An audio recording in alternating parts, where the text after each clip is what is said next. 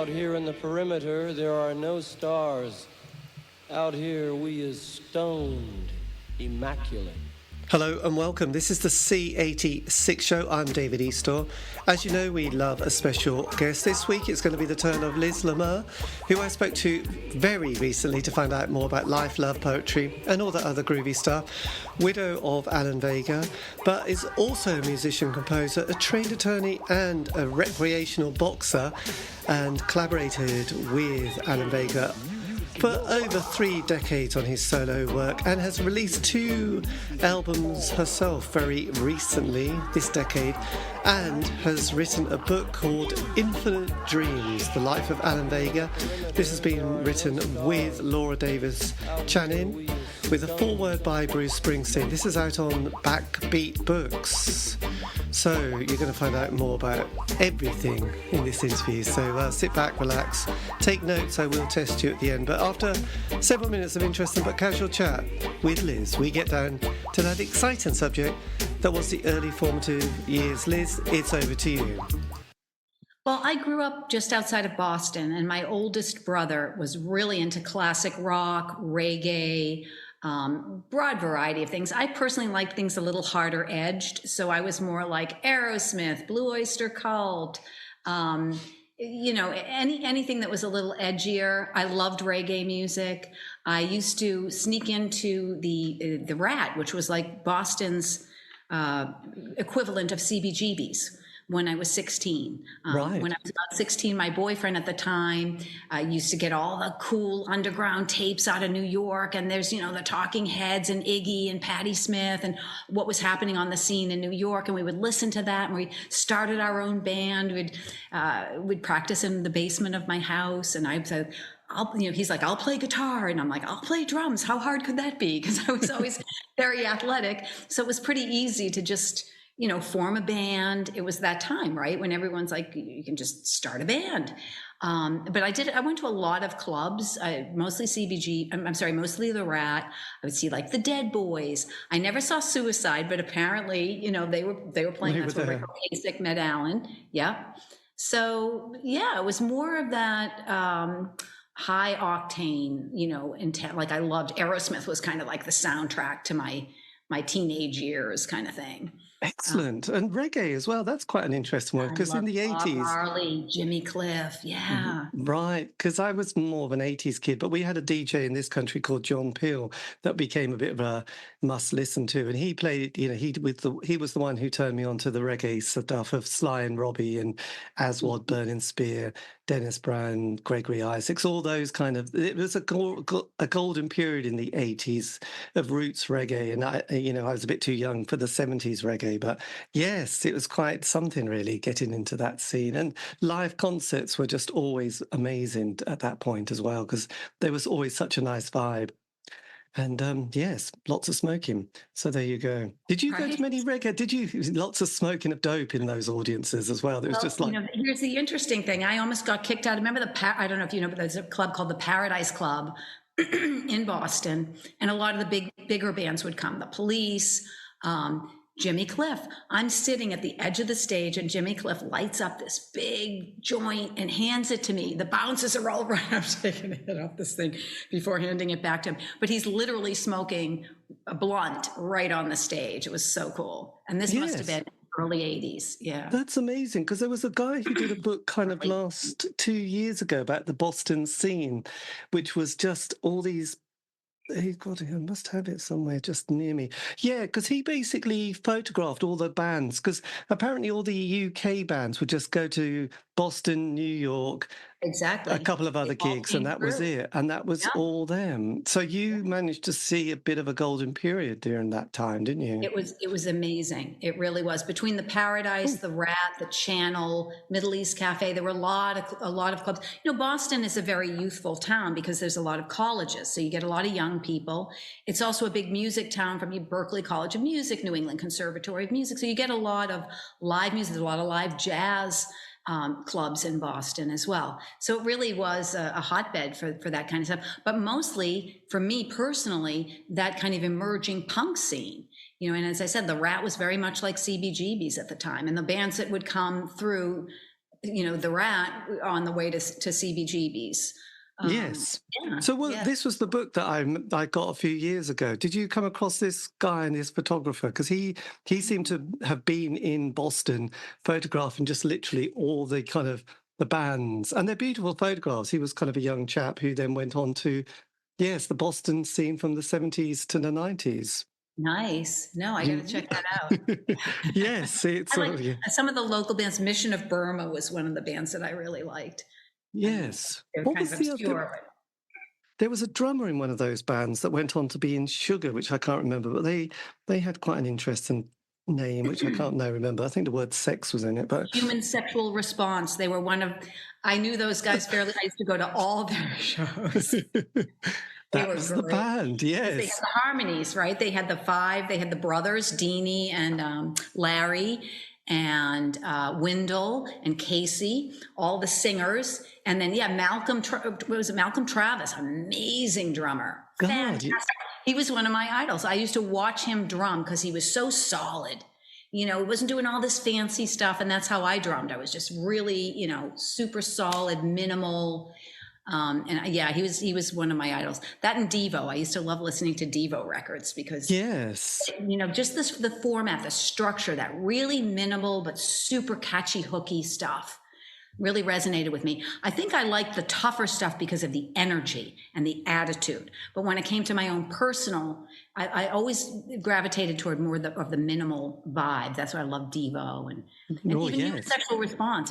They were amazing, and they were great people. They were a lot of fun. There's a great track, isn't it? Jackie Onassis. We just love exactly. I want to wear a pair of dark sunglasses. God, that was such so I saw Sugar in the early 90s, and Malcolm was there in the back just keeping it real. That's when they did the album Copper Blue, which was just an awesome record. Yeah. So then when you got to sort of 16, 18, did you then leave school, or did you go on to college at that stage? I went to Tufts, which is a college just outside, and again, right outside of the heart of Boston. So it was super easy to go into all the clubs. I mean, that's where I continued to go. I have a funny story. I wrote about it in the biography, where I was hanging outside the Paradise waiting to go in, and Frank Zappa pulled up in a limo, and I was like smoking a joint with my boyfriend at the time, and he was walking straight into the club, and we were about 20 feet away from the entrance because we're just getting high before we went in, and he veers over and walks straight up to me, puts his hand out and goes, "You're a star." It was one of those moments. I'm like, "Thank you. Yes, I am." This kind of thing. It was that kind of scene where like a Frank Zappa would pull up. I think it was I'm trying to remember. Oh, Nils Lofgren. We were there to see Nils Lofgren that night. Yeah. That's and amazing. And my boyfriend at the time saw Suicide open for the Cars at the Paradise. I wasn't with him for whatever reason that night, but he recounted that like Faye Dunaway was sitting at the bar, like fascinated by Alan's performance, and people are like being really abusive and screaming, and he's doing his thing as if, this is the, my life story here. Like I'm living this thing in the moment, and not being thrown at all by the fact that that the reception was less than favorable. God, yes, that was quite hard. And then during the 80s, this is the period in the UK that we had sort of the Thatcher period. You had Reagan, but then in the early 80s, we had things like the Falkland crisis. We had massive problems with the unions. Then there was kind of a huge amount of unemployment, Green and Common. We all thought we were going to be nuked. Then we had Chernobyl. How did you navigate the 80s period? I love that we thought we were all going to be nuked, but it's so true, right? It's all this doom and gloom. Like even now we feel like we're living on the edge. What's going to happen next? But throughout the course of history, we've had tremendous conflict. And I think I met Alan in '85, but he was always very in tune with kind of world affairs. I was more like, I almost didn't want to know. I almost didn't want to hear about it because it was like too much.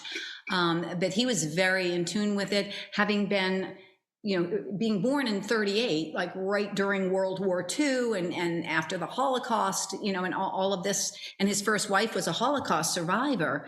And even from the time he was very young, he was very fascinated by war and just the whole dynamics of it.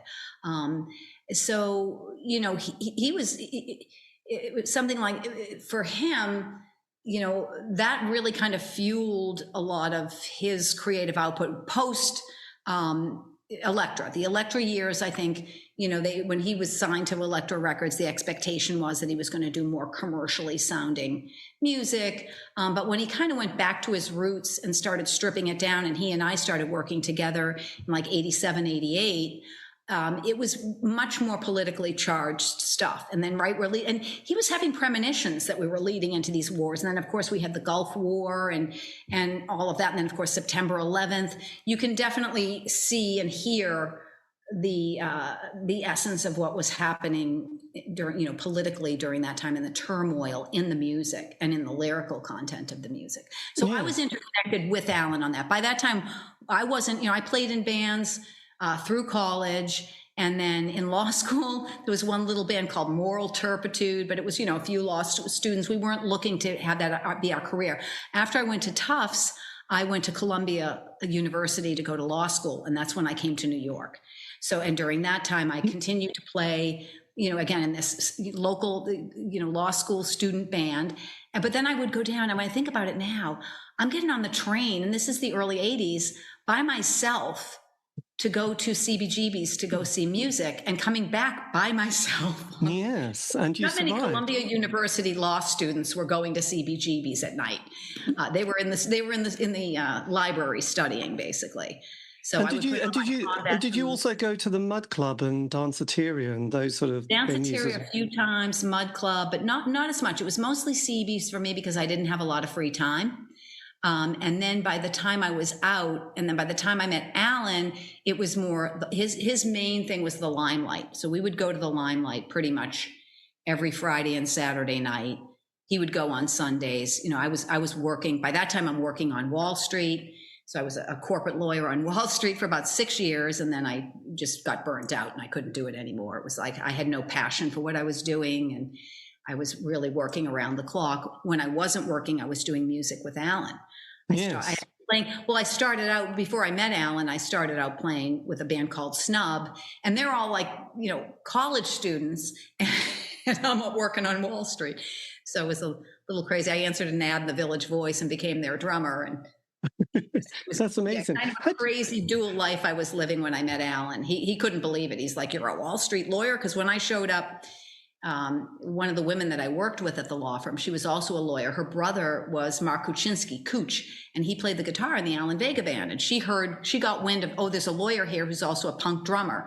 And so she'd drop into my office because she was a club kid. She was always going to the clubs during law school as well. So she had that kind of dual thing too. And she dropped in and said, "Hey, my brother's picking me up. We're going to go pick up Alan Vega at the Gramercy Park Hotel. There's a record release party at the Palladium for him. He just released an album on Elektra Records." I knew nothing of Alan or Suicide or anything, but I said, "Oh, that sounds cool." So went off, and that was the night I met Alan. And I did not look like a Wall Street lawyer that day, that night. Like, God, that's amazing. So that was the moment. So that was that 85, and October 23rd, 1985. Wow, that is incredible. That was the day. So then sort of going forwards quite a bit, when did the idea of writing a book come about? Was this a moment before lockdown or during the lockdown period? Actually, what happened is, it's kind of an interesting backstory, because in about 2014, 2015, Jared Artaud from the Vacant Lots reached out and said, "Hey, my band covered," on Facebook to me, and said, "My band covered one of Alan Vega's songs, No More Christmas Blues. I would love it if you could play it for him. We hope we didn't butcher it, but, just," so I go home that night, I play the song for Alan. He's like, "I love this. Who are these guys? This sounds great." Because they really made it their own. It was kind of a rockabilly vibe, but they made it their whole electronic-y thing, but they kept the essence of the song. He just loved it. He invited them over, and, they just immediately, especially he and Jared, really clicked. And so then they asked us to do a split single. "Do you have anything unreleased that you could give us for a split single?" So at this point, this was after Alan had his stroke in 2012. So he wasn't going into the recording studio as much, but I was going into the studio to help digitize, because we'd been recording since from 87, 88 through about really 2016, but the bulk of it up until about 2012 when he had his stroke. So I was going in and digitizing stuff. So I knew there was a ton of stuff that we never released. We would go into the studio just to create sound. It wasn't like, oh, I wrote this album or I wrote these songs, so let's go in and record them. We would go in with nothing and literally just play the machines and create sound and layer sound. And then every once in a while I would say, hey, Alan, we've got this like cluster of songs here.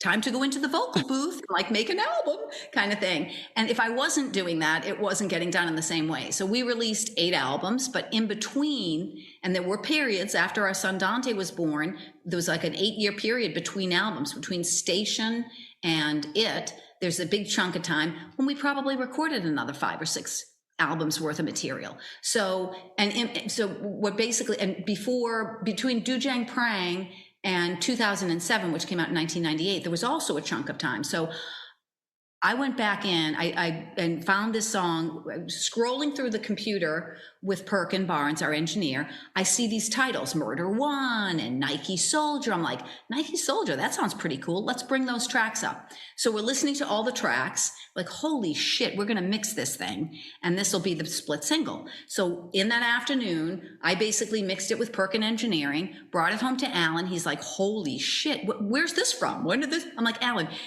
now it's 2014. I'm like, Alan, we recorded this in 1995 and it sounded like we could have just done it yesterday.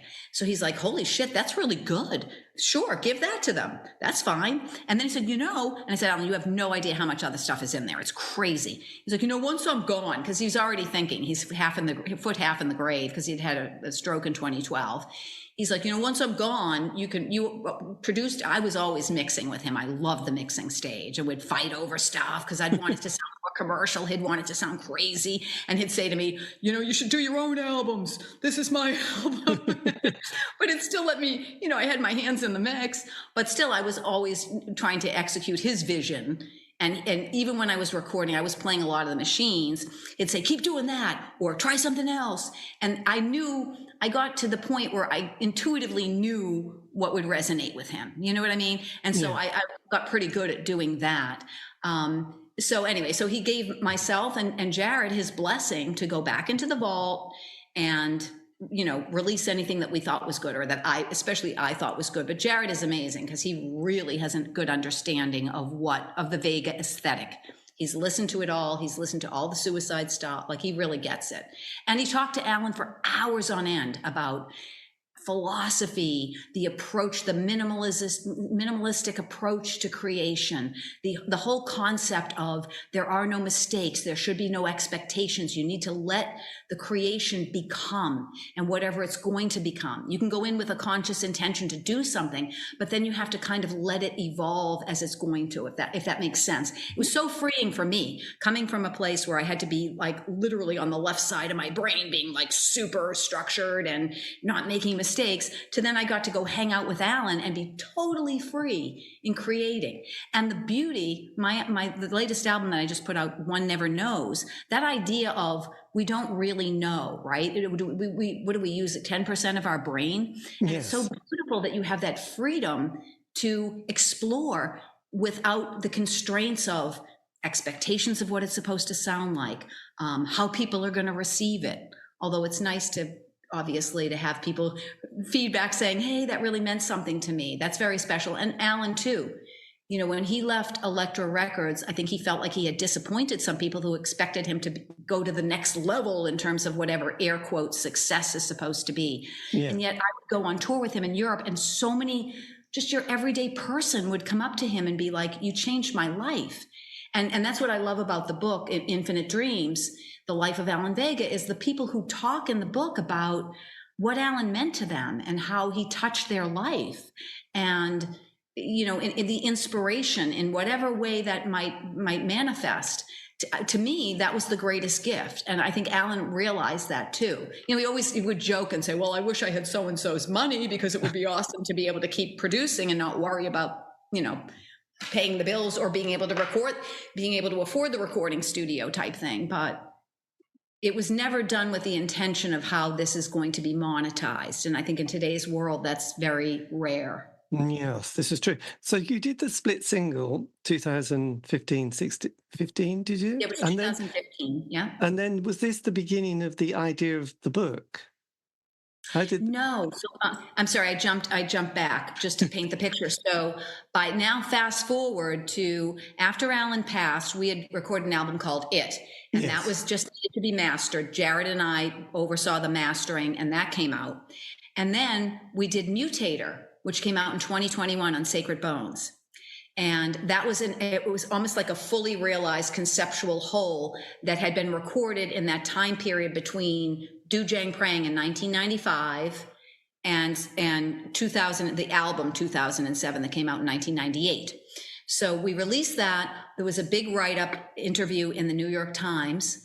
Jared and I were both interviewed, and I talked a bit about Alan's background, because everyone thought, oh, that singer in Suicide.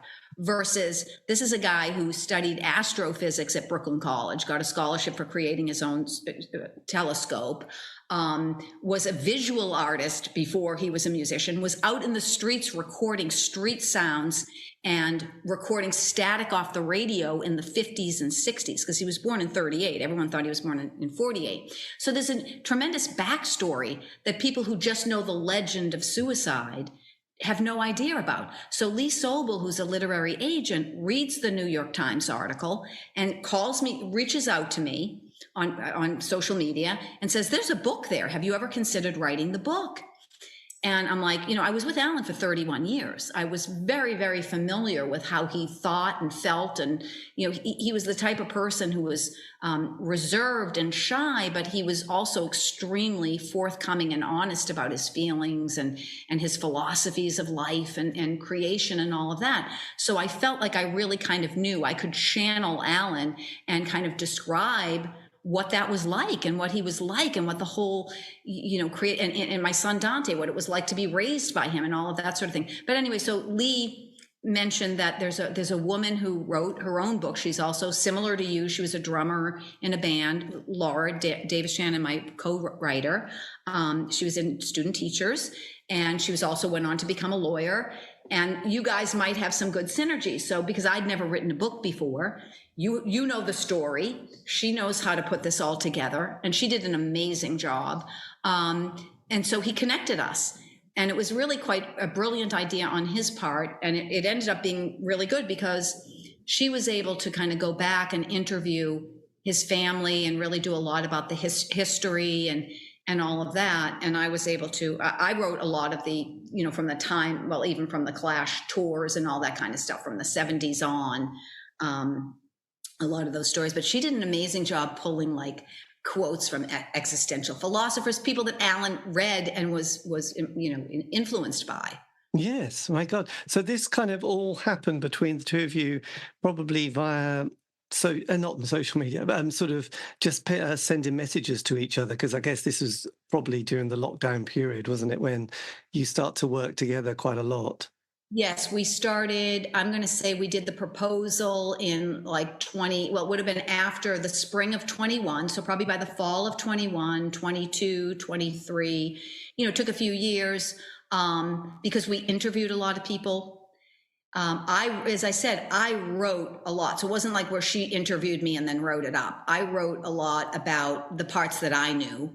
But we had to blend our styles. So she kind of novelized, and she would create scenes and that sort of thing. So she did a great job doing kind of blending my style with her style. We'd go back and forth. I would send her what I had. She sent me what she had. I would have to make sure that, especially if there was dialogue, that it sounded like Alan. Alan had a very distinctive way. He was very interesting way of talking. Yes, God, that's amazing. I mean, it is a colossal piece of work and fantastically put together. Not just sort of one voice, but like you said, there's an amazing amount of people that's been interviewed for the book. So you must be quite chuffed. Chuffed is probably an understatement, really, isn't it? It's very British, isn't it? You must be pleased. I love that. At first, I thought it was daunting, right? Because where do you start? And it's just kind of overwhelming because you want to capture this thing that is more than just, again, this was a guy who got up there and sang and had axes thrown at his head. He was a very, very deep and influential person in a lot of different ways. So yeah, you want to capture all of that. That's why I love the idea of hearing from other people who also experience it. And we would be doing these interviews, and I'd be like, "Yes, that's that." They got it. Like they connected to him in the way that I did. Like they understood what he was about. Now, he was very misunderstood in many ways if people didn't know him. But anyone who met him, it was really an amazing experience. I don't think there were many people who met Alan and forgot it.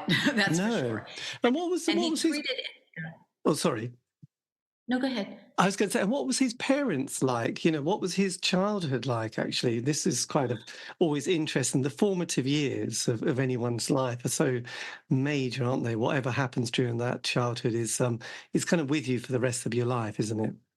Absolutely. And I think, there's kind of a duality there. On the one hand, and the first thing that struck me about Alan that I loved so dearly about him was that he had beautiful values. He was a person of substance who was empathetic and caring and treated other people with respect. He didn't care what your so-called station in life was. If you were in front of him and you were talking to him, he treated you. You could have been the king of, the king versus the person who's collecting the garbage on the street, and he'd treat you with the same level of care and respect.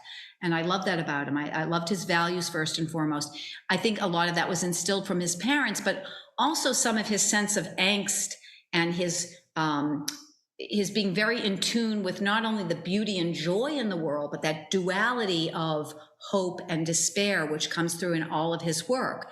He ultimately, people think, oh, doom and gloom, because a lot of, you get a Frankie Teardrop or Che or, Harlem, he wasn't afraid to shine the light on harsh realities of life, but he also fully embraced the beauty and especially the hope, the dream baby dream, that there's always hope. He just didn't want people to be, and that's why the name suicide, it was really, as he and Marty said, it really should have been called life, because it was more about, you're committing collective suicide by putting your head in the sand and thinking, oh, we just want to be entertained. The wars in Vietnam isn't really going on, and the country isn't going to hell in a handbasket.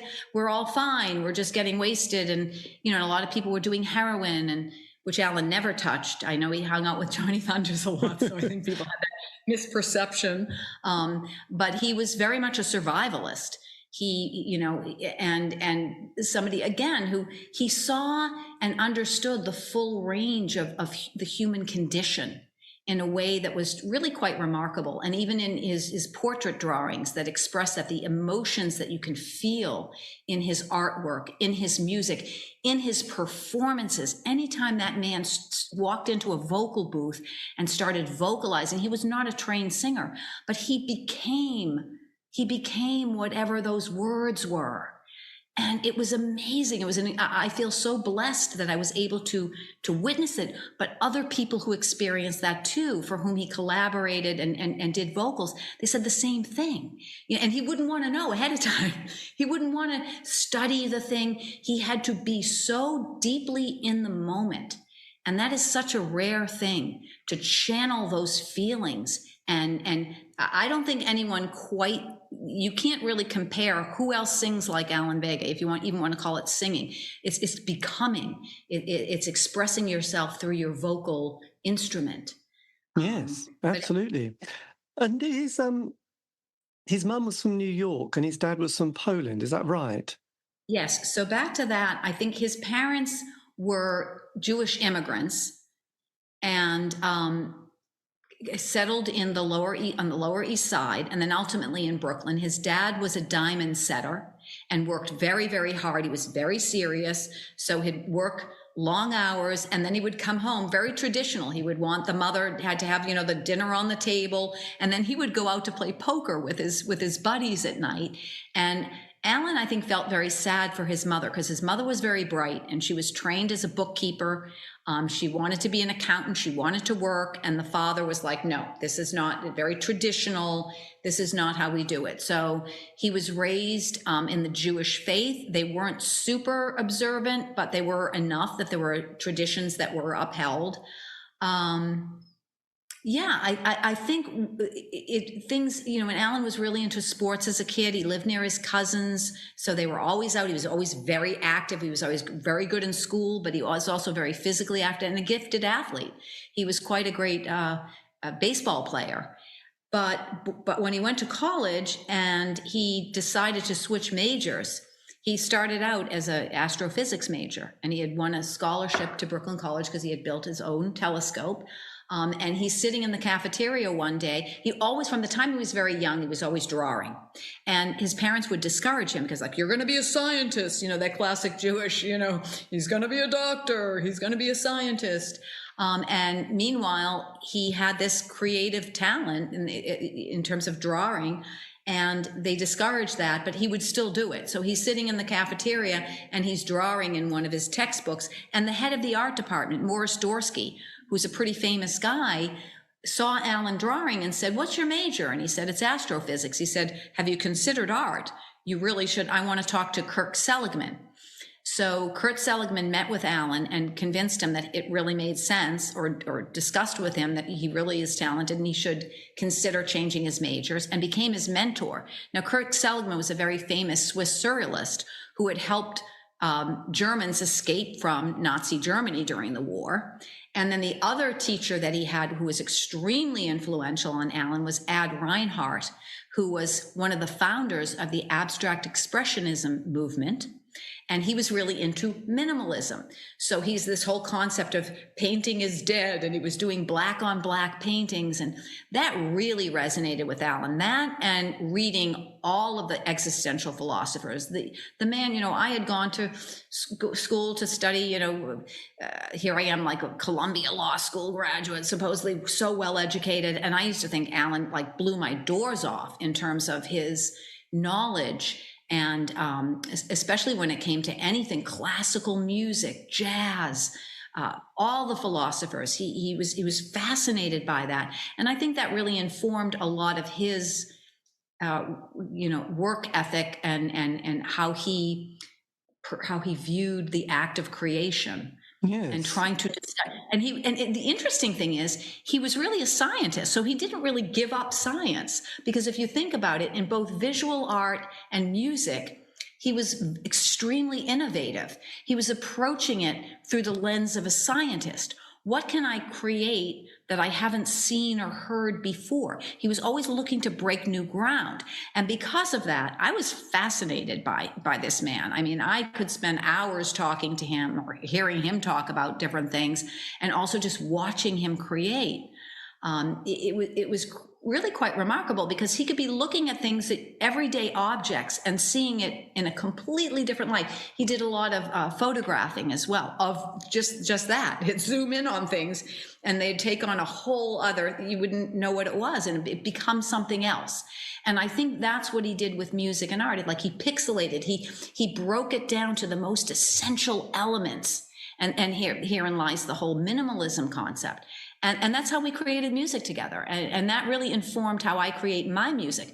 The aesthetic of my music and the sound is different from Alan. He was more a little bit, I don't know how to describe it. Mine, I think, is a little bit more uplifting, like kind of poppy feel, like a feel good kind of, I don't know, vibe. But the approach is very similar. Like layer very, you know, he used to say to me, to do something super minimal is really hard, because each element really needs to stand on its own. You need to be able to stand behind each thing you do. The simplest thing, even drumming, like if you're slightly off, right? You can be throwing in all these fills and doing all this crazy shit, and it's not going to be as obvious if you're doing something really just fundamentally boom, the profoundness, you know, like, and it was the same thing with his lyrics. They were very minimal, but each line, each element can stand on its own. And if you've got that, that's a very special thing. And that's kind of how I approach my work as well. You know, yes, absolutely. And how did faith and spiritual aspects influence him from being, you know, from a Jewish faith? And obviously the war period must have come and must have made his parents feel very uncomfortable seeing what happened in Germany and Europe. So how did that sort of feel to him? Because I spoke to a lot of people whose parents and grandparents had sort of had horrendous stories during the Holocaust. What was that effect of on Alan and his family? That's a great question, because it did have a profound effect on him. It really carried through for his entire life. I think starting with, he was married for 10 years to Mariette Bermowitz, who was a Holocaust survivor. She and her father were upstairs in the attic. He was a tailor, and she was just a toddler. She used to love watching him do his thing. And the mother and siblings were in the kitchen when the Nazis came in and took them away, and never to be seen again. And they snuck out, and he brought her over the border into Belgium and put her with nuns in a convent, and then came back and got her after the war and brought her over to the United States. And she ends up meeting Alan in Brooklyn College, and they get married. So just, her experience, the parents' experience, that also the idea of coming out of the Great Depression. So Alan was somebody who was very conscious of not wasting things, which carried over to his art, right? He repurposed garbage. He'd pull in, light bulbs out of the subway and things that people had discarded, old electronic debris, and that became his very first sculptures. Right? He was a painter before that, but when he showed in the first art gallery, it was with O.K. Harris. Ivan Karp discovered him, and he's just putting piles of old TVs and wires and electronic debris and light bulbs on the floor. And those were his sculptures. Very radical. Yes. Extremely radical work. And that came from the aesthetic of, or the concept of taking something that other people consider garbage and are throwing away, and making it something beautiful, something that is bringing, you breathe new light into it. Again, looking at it in a different way and recreating it in a different, with a different vision. And again, there's so many interesting interlocking threads to his creative process. So he was doing that. He also, he named himself Alan Vega. There was kind of a duality with that. He didn't want to be Alan Bermowitz. He always felt a little looking over his shoulder, like, is he going to be persecuted because he's Jewish? Which, it might seem, well, I guess it doesn't seem so crazy now, but, right? Hello. But he also was fascinated with astronomy, having built, as a teenager, built a telescope because he was fascinated with studying the stars. And there's a star Vega in the Lyra constellation. And he named himself after the star Vega. This is going to be my stage name, right? Even though we used to joke and say the reluctant rock star, because he didn't want the responsibilities that came with being a rock star, in that he didn't want to be locked into a formula. He was very close to Rick Ocasek, who was a brilliant producer and did a great job producing Suicide without taking out the essence and the guts and the rawness. But Rick and Alan used to joke that Rick wanted to be Alan. He wanted to have that creative freedom of the artistry, right? Once you've had some big hits and you've got a huge following, there's a lot of pressure to keep cranking out the formula. So Alan did not want that, for sure. No. And how did he kept reinventing? And how did he sort of navigate that period of kind of the jazz world of the sort of 50s, or the rock and roll and the beat generation with, Kerouac and Ginsberg? Did that sort of blues jazz world, the beatnik, did that sort of come into his consciousness during that period? All of that. And that's what's interesting to me as well, how he absorbed a lot of different influences, but then made it his own. He was very into jazz. He loved Miles Davis, Eric Dolphy, just so many different, Charlie Mingus, on and on. He also listened to a ton of classical music growing up. He listened to big band, Frank Sinatra, and all that, the traditional Chuck Berry, the rhythm and blues guys, Memphis blues, Motown, disco. He wasn't like, I hate disco. He listened to it all when he was younger. But the interesting thing is, from the time I knew him, he would still listen to jazz. He would still listen to classical. He wasn't listening to popular music, other than in the street, we would hear what was happening with the hip hop guys. Like there would always be in the street guys with their boom boxes and their mixtapes, right? Hip hop was really into doing mixtapes, and he's hearing it and saying, this is the new rock and roll, because they're creating sounds that you don't hear in rock music. Rock, it was very traditional, right? You have the guitars, you have the bass, you have the drums. And yet these guys they're creating, which is what Alan was doing. He was already doing that. So they were on parallel tracks. That was the only thing that he really kind of listened to, but he had his roots growing up were still very much ingrained. The R&B, the blues, the jazz, the classical. In fact, when he saw Iggy Pop, one thing that really struck him, he told me, he said, the thing that really blew my mind, not only did Iggy blow my mind in terms of his whole performance energy and the energy of the music, was after he played, Brock's Brandenburg Concerto comes up on the sound system.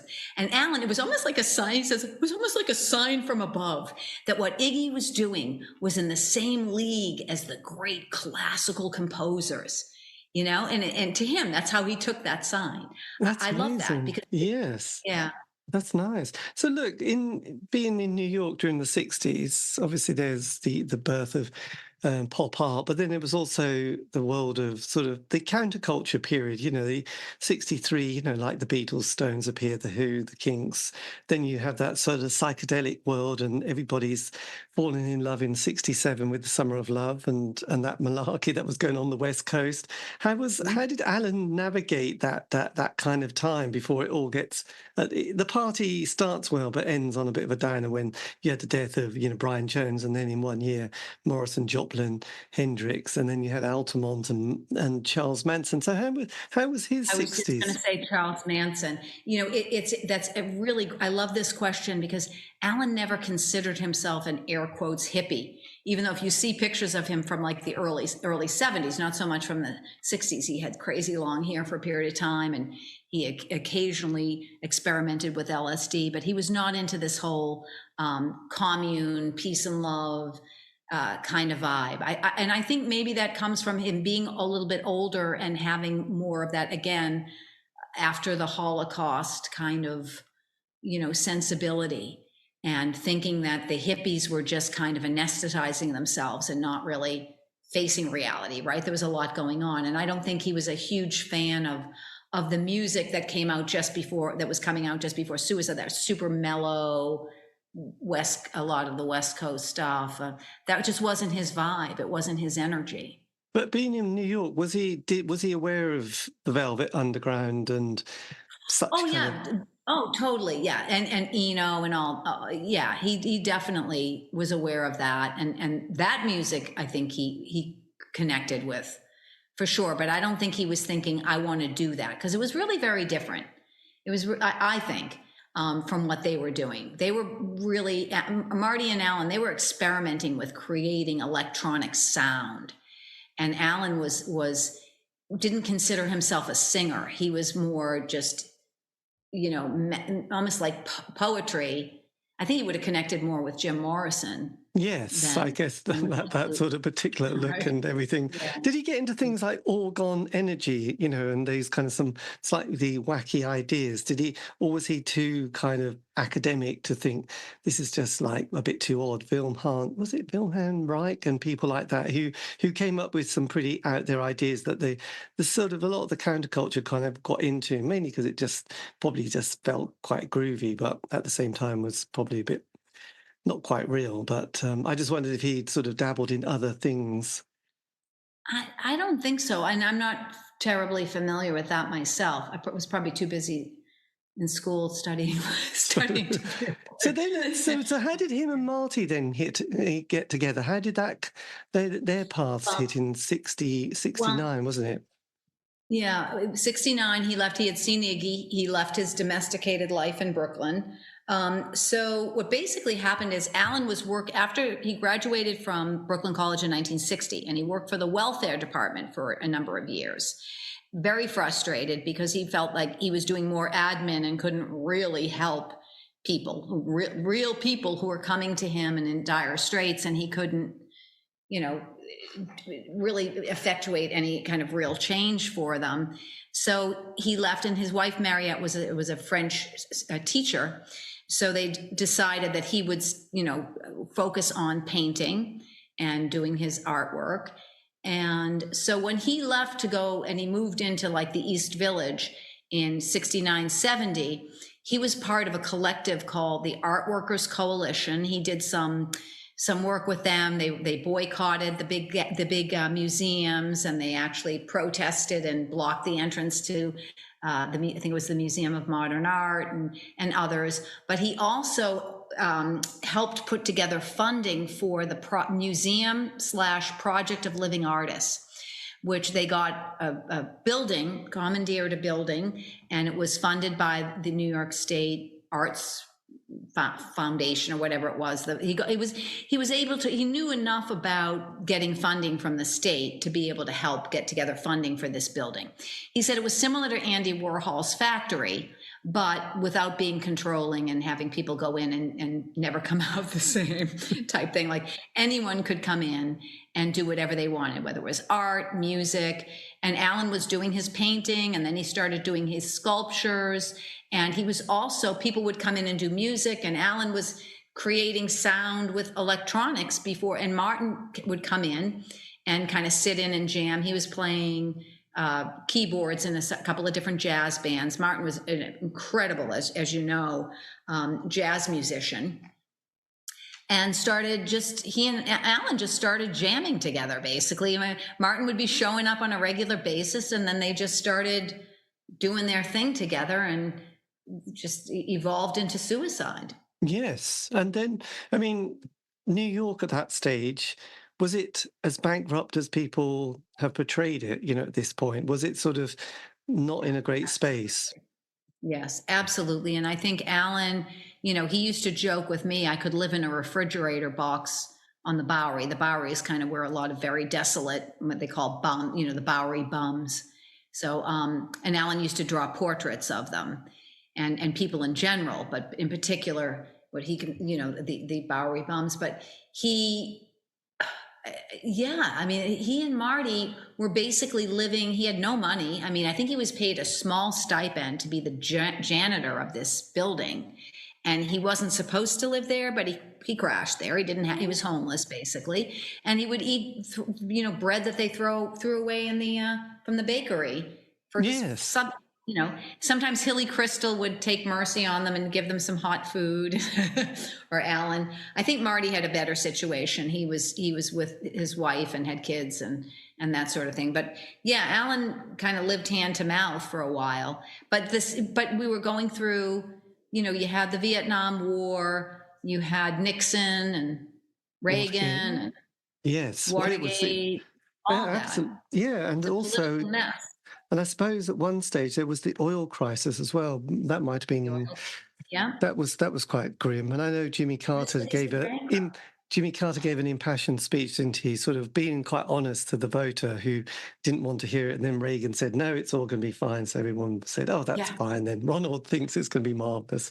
We'll believe him. But, it was just And that was kind of the idea of suicide, like just pretending everything is fine. Yes. Just believe it's fine, even if it's a total disaster. Fine. So how did, during that period, though, from that 70 to 77, there was a lot of shifts in music at that point. In the UK, obviously there had been the pub rock period, but there had all been heavy rock with people like Deep Purple and Black Sabbath, the glam rock period. There was obviously disco that started, and then that world of punk, but we also had prog rock, you had jazz fusion, which was a bit tricky. But yes, it was, and the singer-songwriter, the West Coast singer-songwriter with Joni Mitchell and James Taylor and Crosby, Stills, Nash and Young. So how was Suicide navigating these kind of places? Because they didn't really fit in anywhere particular, did they? No, and what's interesting? I think, it's great as a journalist and radio, DJ and all that kind of stuff. Alan never really, I don't think he followed a lot of that stuff. So, he would be aware of them, but he didn't listen to a lot of other stuff. They were so focused on what they were doing. Again, he used to joke and say he was like the research scientist in the basement. he was so focused on what he was doing that I don't think he was paying that much attention to some of the other stuff that was going around at the same time, if that makes sense. Yes. And he and Marty both believed so strongly in what they were doing. They loved it. I think Bruce Springsteen mentioned something like that when we interviewed Bruce for the book, that one of the things he loved about Alan was like, he believed fully that this music is mainstream. What are you talking about? Like, why are you throwing stuff at us? What's wrong with this? This is mainstream. Like, it should be, except people say, oh, it's not accessible. And on this, what does that even mean? Like, he believed so strongly. He loved the music. What do you think? He's creating something he hates? So, and ultimately that should be what it's all about, right? It should be first and foremost, if you love what you're doing and you love how it sounds and it sounds good to you, then that's it. You know what I mean? It's like, so I think they weren't thinking about what other people were doing or how do we fit in or any of that. And that's what's so missing, I think, today, where everything is compartment. It's all like what's genre and subgenre. He wouldn't be able to tell you. You named a whole bunch of different genres. He had no idea what genre. I mean, other than the broad brush, like the reggae or the R&B or I'm the same way. My son can name 50 different subgenres of hip hop, and like, I have no idea. I don't care. Does it sound good? Do I like the way it sounds? Yes, and absolutely. And Alan was very much like that. But first and foremost, I think they were so focused on what they were doing and they're creating their own sound. But they would be a little almost like surprised. Like, I don't get it. Like, why don't people like this? And then they'd be forcing them to listen. Like, yeah, there's classic stories at Max's Kansas City where Alan would literally get a chain and block the door, not let people leave. It's like, you came in here, you're going to listen to it. And they're freaking out because they're like, what the hell's going on? So when the album came out in '77, the debut album, did that it got well received from the critics, didn't it? But did it still, or was it kind of mixed? I don't know. All I remember is Alan didn't forget that Rolling Stone called it sophomoric and puerile. And then fast forward in, I think, what was it, 2011 or something? They're in and twice, it's been named twice in Rolling Stone's top 500 albums of all time. And when you can imagine how many albums have come out, that's pretty intense. And yet, when it first came out, sophomoric and puerile were the two of the adjectives that I recall from that. And he didn't care. See, that's the other thing, though. He really didn't care. He thought it was funny. It's like if people are indifferent and they could care less and they're not even talking about it, then you're like, maybe be like, oh, do I exist? And that happened. Believe it or not, there was a period in probably up until Paul Smith from Mute Blast First, Paul Smith of Blast First. Yes. He reached out. And he asked Suicide, I guess the South Bank Center was opening like an underground space, or they were going to try to commandeer this space to open and make it be like a lowbrow venue. And they asked Paul, like, what band would you, and he said, Suicide. So he flies to New York, he meets with Marty and Alan, and it never ended up happening, but he brought Suicide over to do, I think they did 3 sold out nights at the Garage, and this must have been like 98. And then they reissued the first Suicide album. And it was at that point that now suddenly in the history books where everyone's interested in the 70s, now they're name checking Suicide. Alan and I would read this stuff about the 70s and all these bands, and Suicide were never mentioned because they couldn't figure out where did they put them? What are they? How do we define this thing? And as Alan said, we were so punk, even the punks hated us. Right? Because they were so, right? Yes. So then, I mean, in the book, you've got that bit about the supporting various British, bands, the Clash and also Elvis Costello. How did he feel, or how did they feel about those kind of experiences? Was that a bit of a shock to them, sort of on one level, realising that, people in the UK were absolutely loving them and wanted them to be the support band, but then having such a hostile audience? Mm-hmm. It was kind of a mixed thing. Alan personally loved all the guys in the Clash and Elvis Costello. He really enjoyed being there and being on tour with them. But yeah, he felt like he was standing out there front and center and putting his life on the line every night, because it really was, this is not fantasy. There really was well, when they opened for the Cars, there was a switchblade found in the drum riser. So a switchblade definitely flew by his head. On tour with the Clash, I think it was like almost like a little axe. So people were throwing very dangerous objects by him. As late as 88, he got hit in the head in France with a wrench that he had to have 12 stitches to close just above his eye. So people were really throwing a lot, and coins and their, whatever they were drinking, their drinking vessels. I mean, things were being thrown at them, and spitting. He was covered in spit every night. They had to dry clean his suit. He was wearing the suit on tour. It would be encrusted with spit every night. But that didn't dampen his enthusiasm. He was still like, fuck you, you think, and that's where he would break a bottle and cut his own face open, because he'd like, you think I'm afraid of you? You think you're going to scare me off the stage by your reaction? I'm crazier. I'm going to be crazier to myself than you could ever be to me. Yes. And there was something about that I think only reinforced his belief in what they were doing. Because he would say, we must be doing something right.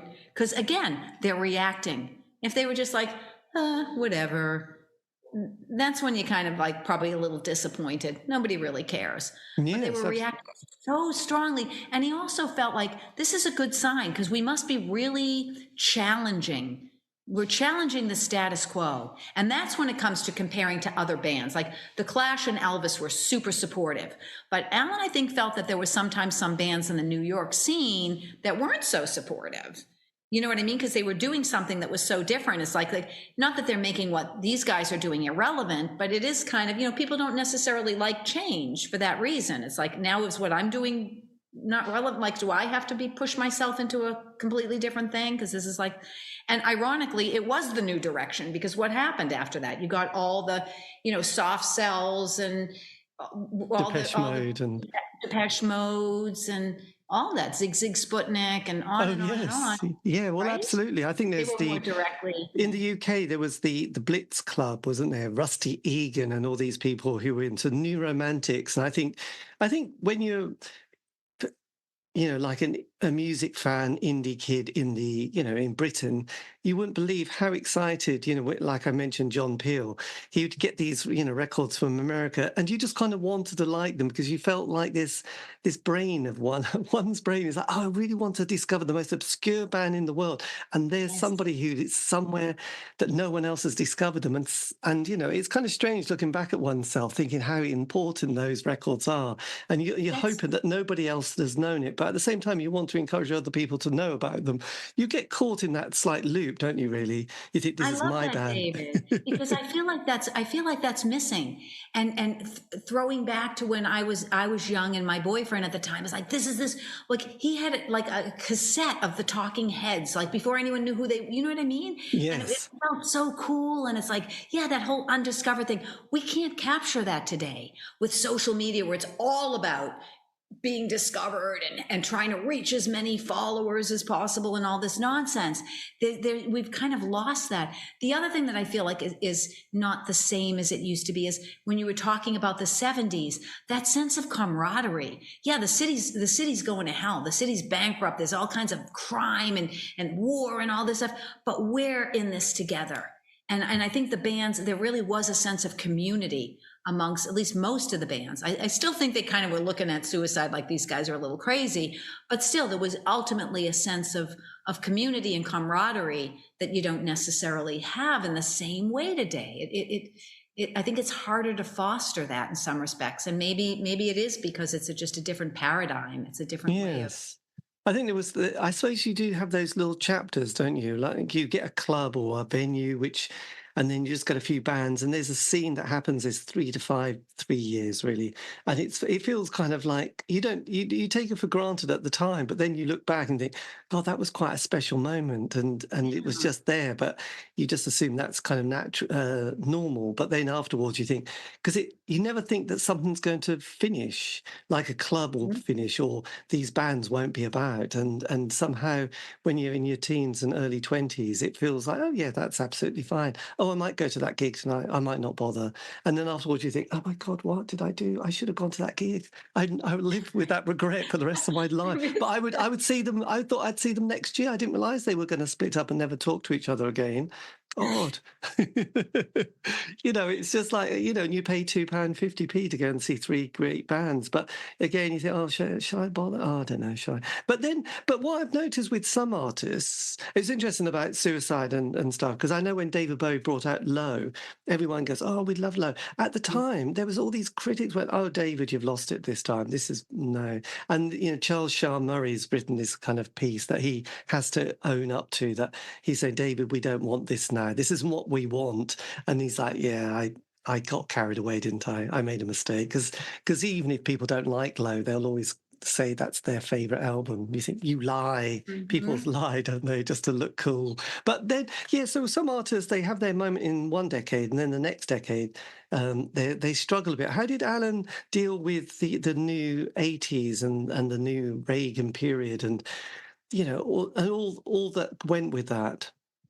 Well, I think what happened with Alan is after the first two Suicide albums, actually when he was recording the second Suicide album with Ric Ocasek producing, he was also simultaneously working on his first solo album, because I think he was feeling a little frustration that he wanted to be more part of the music. And so he basically wrote all the music for Jukebox Baby, which he ended up having a nice hit and starting out in France, but got a lot of notoriety for, and then ended up signed to Elektra Records. And then he did Jukebox Baby and Collision Drive, which were those two like rockabilly records. And again, kind of going back to some of Alan's roots that were more like blues and R&B and that sort of thing. So he did those albums, and then he got signed to Elektra Records, where he was doing more like, I don't know, I guess what was a little bit more commercially minded, right? He did Saturn Strip, which is actually a great album produced by Ric Ocasek. And then he did Just a Million Dreams. By that time, the powers that be at the record label are now like, okay, now we got to bring in Chris Lloyd-Alge and Al Jorgensen from Ministry and, session musicians, and really make this a big commercial success. And Alan kind of went along with it, but it didn't really feel like it was ultimately really his baby, which he always had total creative control up until that point. And that was about the time period when I met him in 85. Just a Million Dreams had come out, which is a really good album. But again, it didn't feel like it was true to Alan. So when I met him, and I was a drummer, and he was already, when I met him at the Gramercy Park Hotel, he had various effects machines, and he had a little Tascam, like 4-track, and he was recording his own stuff. He'd be in the big recording studio with all these fancy producers and musicians and stuff, and then he'd go back to his little room at Gramercy Park and be on the floor creating his own crazy electronic sounds. And he was more excited about that than he was about Just a Million Dreams. And so after that album came out, he decided it was really time to reinvent himself and get back to his roots. And that he invited me to start coming in the studio with him. And we were literally playing effects machines. We weren't using any traditional instruments. It was crazy. That first album, Deuce Avenue, it took us a few years because we were literally just creating sounds from scratch.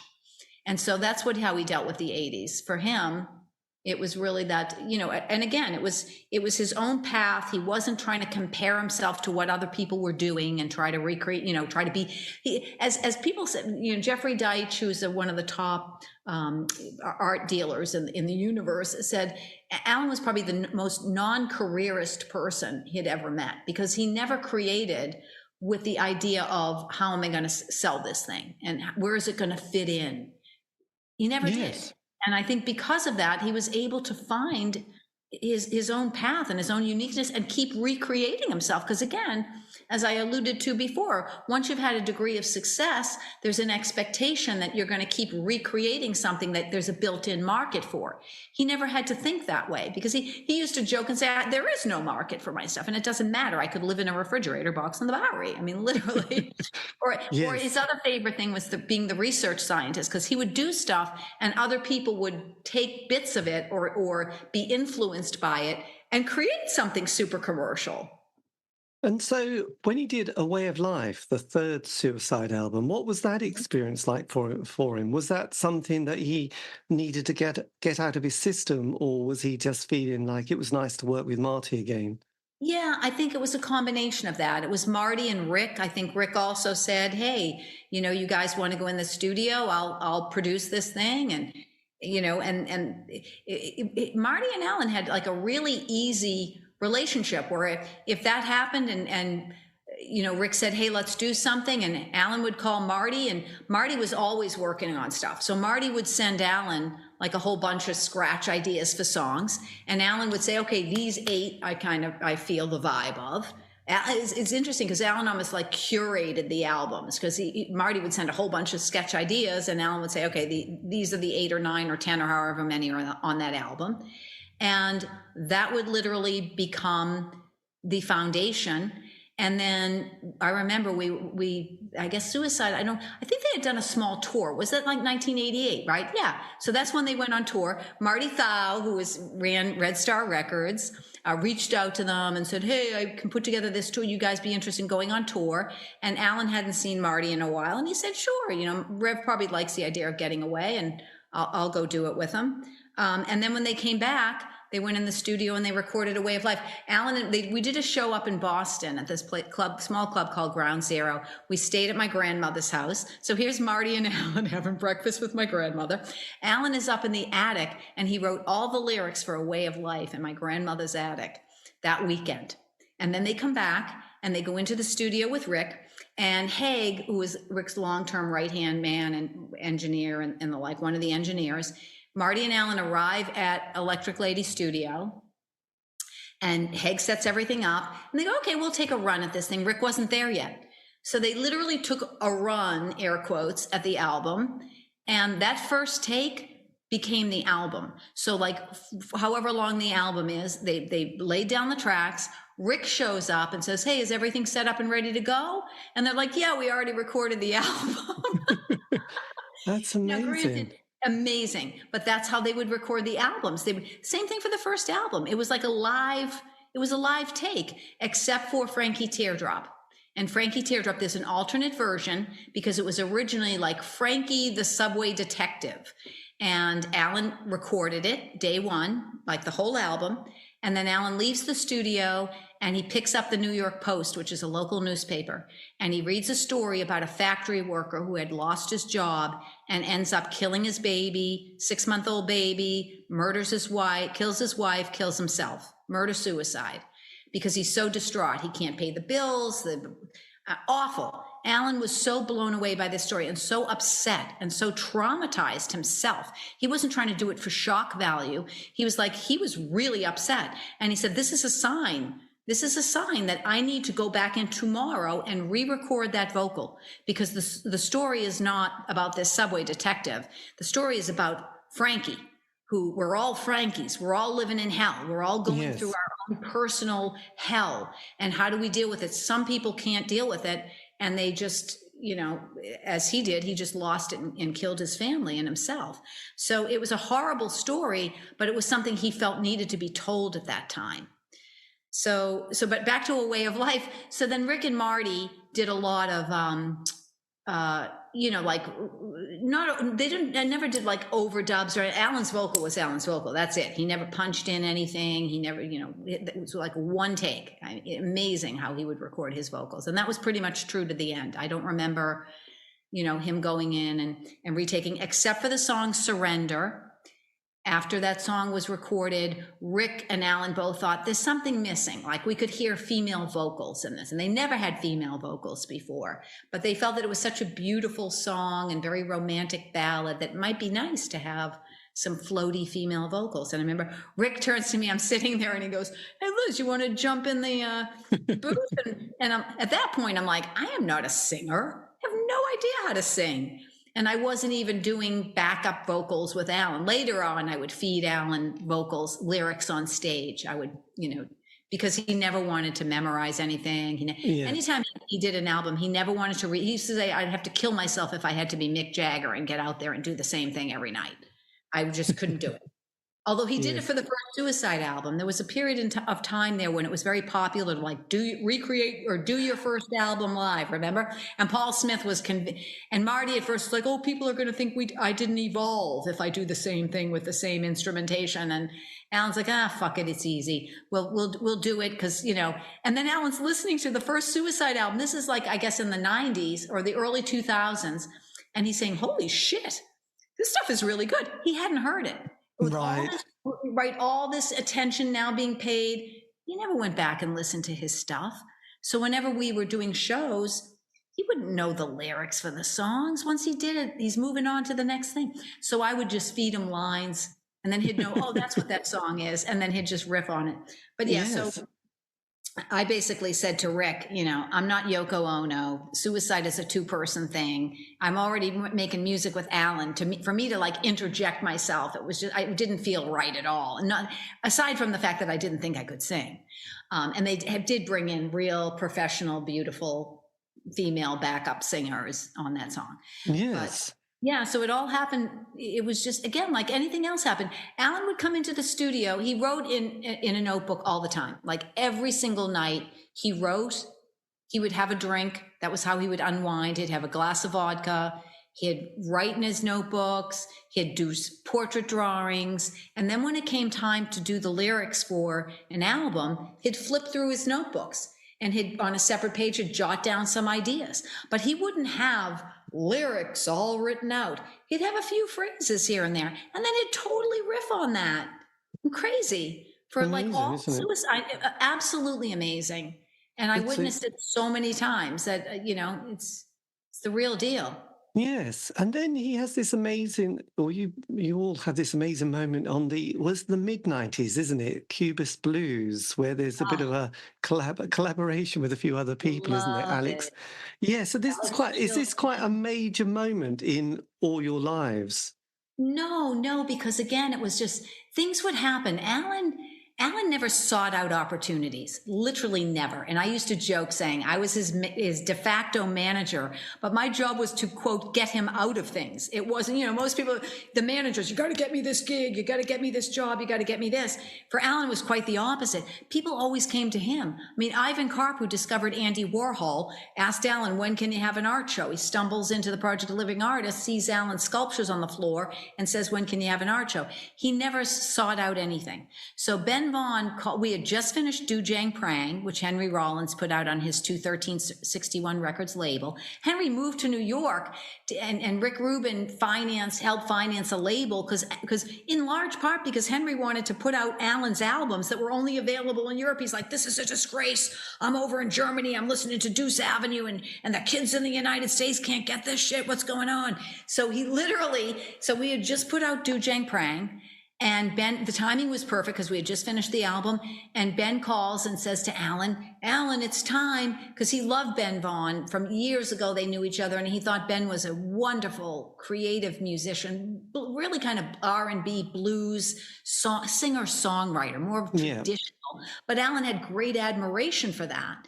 So, and he also loved the idea of singing to the blues, where he could really lean into the nuance. He used to say, singing to Suicide and singing to, especially to the Alan Vega solo stuff that we did together that was very experimental, was the hardest challenge. But Alan loved challenging himself. He's like, there's no melody. I would sneak in melody here and there.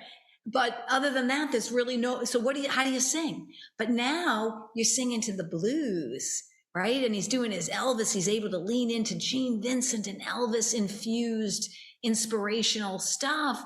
And, you know, it's still very much Alan, but there are those nuances that he loves so much about Elvis's voice or Gene Vincent or Roy Orbison. And, you know, so the idea of doing that with Ben was like very exciting. So Ben was like, yeah, we'll just go in, maybe do a song. And I was like, I don't want to know anything about it. We'll just show up. So he brings one lyric. And I think it might have been Fat City. I'm not sure. He brings lyrics for one song. And it was like a sketch outline. Yeah. And then he brings the New York Post, which was his favorite newspaper. And that's it. And so they do and then subsequently Ben is talking to Alex Chilton and says, oh yeah, I'm going to go into the studio with Alan Vega. Really? Oh, how cool is that? And so he said, well, you want to come? really? Da, da, da. And then so he calls up Alan. He's like, sure, of course. Alan and Alex Chilton used to hang outside CBGB's and smoke cigarettes. Like, Alan knew who Alex was from the Box Tops, but he didn't even know if Alex Chilton knew we did music. They were just hanging out. So, but Alex obviously did. And not obviously, but according to his reaction through Ben, was like, wow, that would be so cool. Anyway, so the three of them basically just jam session. And after the first song, keep it growing. And the guy that was working as our engineer at the time, Perkin, was away. So we worked with this guy, Drew Vogelman. He knew to just keep the recording going. And they just did one song after another. They ended up with a whole album, one night recorded. I think it was a couple of nights of Ben kind of going in and mixing and, finalizing stuff.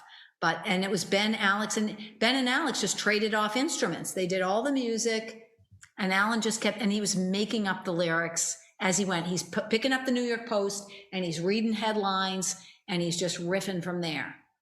Amazing. That is incredible, isn't it? Yeah. That is a phenomenal. That must but be. That's how we like to do it. Yes, it's incredible. Yes, you have to. Collaborated with them. Yeah, sorry. I was going to say I haven't seen it, but I did interview with somebody. I think it was Simon Fisher Turner. He'd just seen the. Oh yes, it was Brian Eno film about creativity that's only come out. So we'll all have to go and try and watch the Eno movie if we can be bothered. Anyway, look, and then after that you do Somber and then Station, don't you, as well? Are these two albums that come out quite quickly, don't they? Yeah, but again, there was no method to there was no pre-plan for that. So Sombra, because we were always in the studio. So we're in the studio, Alan gets a call or reach out from Philippe Grandjour, the French director, and he wanted to license, I think it was Jukebox Baby or one of the tracks off Collision Drive. And he said, I'm doing a film about a serial killer. He's following the Tour de France and he's murdering prostitutes along the way. So we're like, okay, that's interesting. And he's motivating the serial killer by listening to Alan's music. Like, this is how he gets into character. Okay, that's interesting. But then Alan starts thinking, how cool is that? Because this was before we were getting we get a lot of sync licenses now with, syncs with film and TV and all that. TV commercial, all that kind of stuff. But back then it was unusual. So Alan's like, how cool is that? Then he's thinking, my music is really like, I create soundscapes. That's what I do. I'm really like a soundscape musician type thing. So I float the idea to Philippe. I said, Alan loves this idea, but what do you think about maybe him doing just creating some music for the film? And Philippe said, are you kidding? Would he be into that? Because I would love him to do the soundtrack. So we ended up doing the soundtrack. I can't tell you how excited Alan was. Not only did he love doing that, but I'll never forget going to Lincoln Center to see the premiere of the film. And Alan was like a kid in a candy store. I love this about him because he was so humble. He said, first he sees the poster and his name is on the poster, is doing the soundtrack. He's like, this is so cool. And then we're sitting in the theater listening to his music and watching the scenes unfold, really propelled in part by the music. He was just, it was one of his favorite accomplishments. That's amazing. So that was really cool. And then Station we'd been working on. Again, what we would do, David, would literally go into the studio and would create stuff and songs. And then, I think because Dante had come home, Dante was born in 1998. So during the period between between 98 and when Station came out in 2007, we were going in the studio, but I wasn't so because it's much harder to finalize an album than it is to pop into the studio and make some sounds and put some, you know what I mean? Like, you're not focused on, now we need to complete this thing. And the commitment of completing it is a big deal. And Alan, doing the lyrics and all that kind of stuff.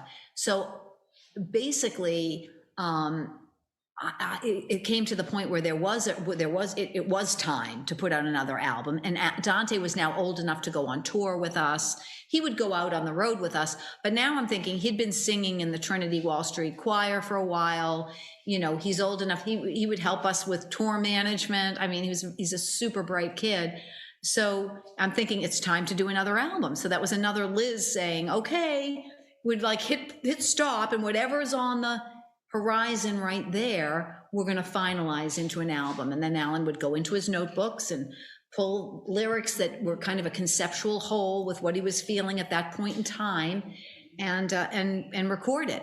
Yes, and was his kind of the critical kind of awareness, or were people starting to appreciate much more of his music at this point? Because this was on, Blast First with Paul Smith, and then suddenly, I find that some people suddenly get a lot more attention decades later. We've mentioned already, haven't we?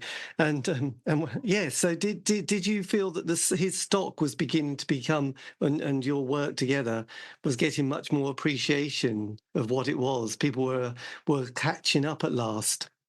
Well, yes and no. I mean, yeah, I think it really helped having Paul involved and kind of being out there and doing shows. And we did the ATP festival as Vega solo, and as well, and then Suicide. We're doing more things. And as I said, when people would write about different music scenes and time period, Suicide would keep getting name checked, and Alan stuff as well. And we were noticing when we were going to shows that, like, it was every generation. It wasn't just nostalgia. People who had seen them back in the day are coming, or people who knew Alan from back in the day would be coming. It'd be a lot of young people. So we're thinking, yeah, we are really kind of connecting with what's, there is some synergy, and it's resonating with people now in a way that it hadn't been back then. And that was, now Alan really enjoyed that because he wanted to keep doing, he loved doing it. He would have done it anyway, but I think that made him feel better. And he knew, he would say, even when I first met him, I wrote this song called King City Ghost on my latest album, and it's about Alan. And I said, you said they'd know one day what you came to say. Because he used to say that to me, some of the great artists, not that I consider myself a great artist, but some of the great artists like Van Gogh and whatever, it wasn't until after they died that people really appreciated their brilliance. But for Alan, the thing that I like is he knew before he passed, he was getting, we were getting much more recognition. I think the first kind of bigger thing was, remember, the Mojo Music Awards in 2007 gave Suicide the Innovation in Sound Award. And you had Amy Winehouse was Artist of the Year. You had Iggy Pop. You had the remaining members of the Doors. You had Ozzy Osbourne. You had Ike Turner. I mean, this is kind of an elevated group of people here that have, all of them in their own right, had much greater recognition than Suicide. So to be put with with these other artists, I think that said something to him that, okay, all right, they're catching up. Yes. But not only that, but what was happening musically. You had electronic music. You had tech pop, industrial, house, all these other genres that were interconnected to electronic music were very popular. I mean, they never really had that same level. They always were still considered a little bit of the outsiders, but I think Alan liked that because, again, he didn't want to be like everyone else. He didn't mind being an outsider. He really didn't.